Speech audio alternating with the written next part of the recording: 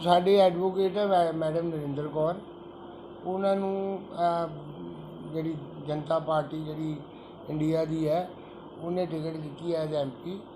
साढ़े एक परंपरा रही है, साढ़े को सारिया पार्टियां वाले ने आना, उन्होंने आगे अपना एजेंडा रखना। उस एजेंडे के तहत मैडम नरिंदर कौर की भी अज मीटिंग हुई है। असी जिमें बाकी कैंडीडेट्स को कहा, असी उस तरह इन्हों भी विश की है कि इलैक्शन से जितन, साढ़े वालों सारे ही जितन। जेडे भी कैंडीडेट्स ਜਿਹੜੀਆਂ पोलिटिकल पार्टीज़ के कैंडीडेट साढ़े को आएंगे, असी सारिਆਂ ਨੂੰ गुड विशेज़ देंगे, क्योंकि ये एक साढ़े अमृतसर की साढ़े पंजाब का एक कल्चर है कि जो घर कोई प्राहुणा आंदा ना तो उन्होंने हस के ही मिलीदा, मत्थे ते चोड़ी पा के नहीं मिलीदी। सो साड़ी वालों इन्हों भी बेस्ट विशेज़। उस दिन BJP के कैंडीडेट आए थे, तो बाद अकाली दल के जोशी साहब आए थे, असी सारिਆਂ बेस्ट विशेज़ दित्तियां।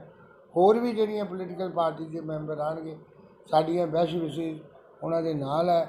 बाकी देखो ये डेमोक्रेसी है, वोटां ने अपनी मर्जी ना पानी है। सो साड़ी ये है कि जेड़ा आएगा उन्होंने असी बेस्ट ऑफ लक करेंगे।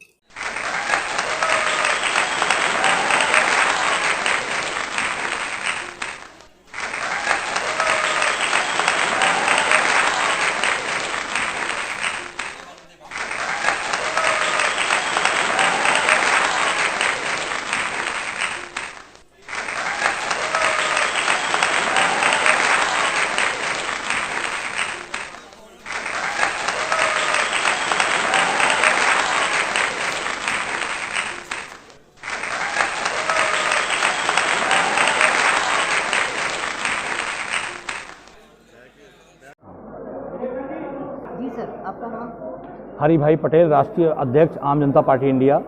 आपके चैनल के माध्यम से मैं आपके सभी दर्शकों का हार्दिक स्वागत करता हूं। मैं यहां पर अमृतसर लोकसभा क्षेत्र से बहन नरिंदर कौर जी को एडवोकेट हैं, इनके प्रचार के लिए, इनके वेलकम के लिए और इनको टिकट देने के लिए हमने इनकी घोषणा के लिए मैं यहाँ आया।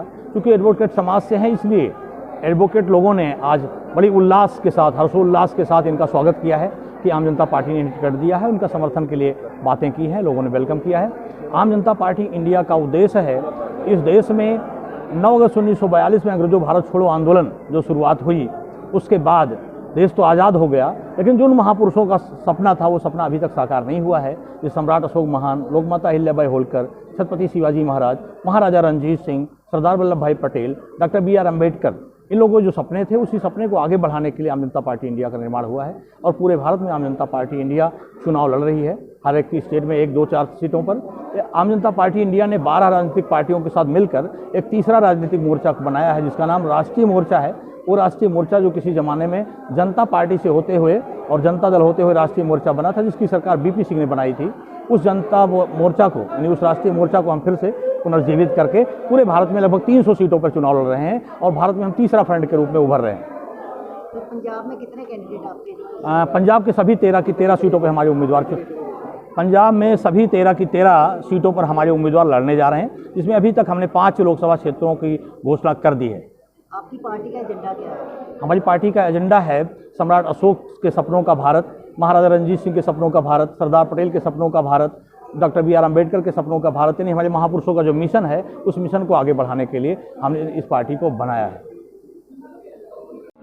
आप सब जानते हैं इस बात को कि जिस दिन हमारा देश आज़ाद होता है उस दिन हमारा रुपया $1 के बराबर 1 होता है, लेकिन 15 अगस्त को ही शाम को 5 बजे हमारे रुपये की कीमत गिर जाती है और $1 के बराबर ₹4.40 हमें अदा करने पड़ते हैं 15 अगस्त 1947 को।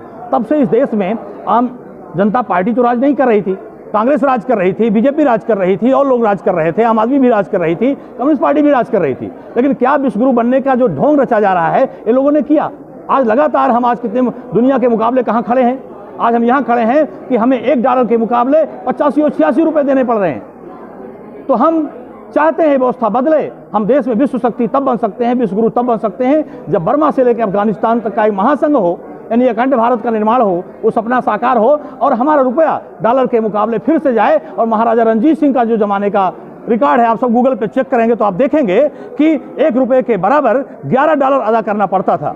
आज किस हालत में देश को पहुंचाया है इन लोगों ने। इसलिए हमारी तुलना आम जनता पार्टी की तुलना कांग्रेस और बीजेपी और आम आदमी पार्टी से करने का कोई मतलब नहीं है। हम उन महापुरुषों के सपनों को साकार करना चाहते हैं जो अशोक से लेकर के सरदार पटेल तक, महाराजा रणजीत सिंह तक आया है। उसी मिशन को बढ़ाने के लिए ये एक राजनीतिक पार्टी नहीं, ये एक मिशन है।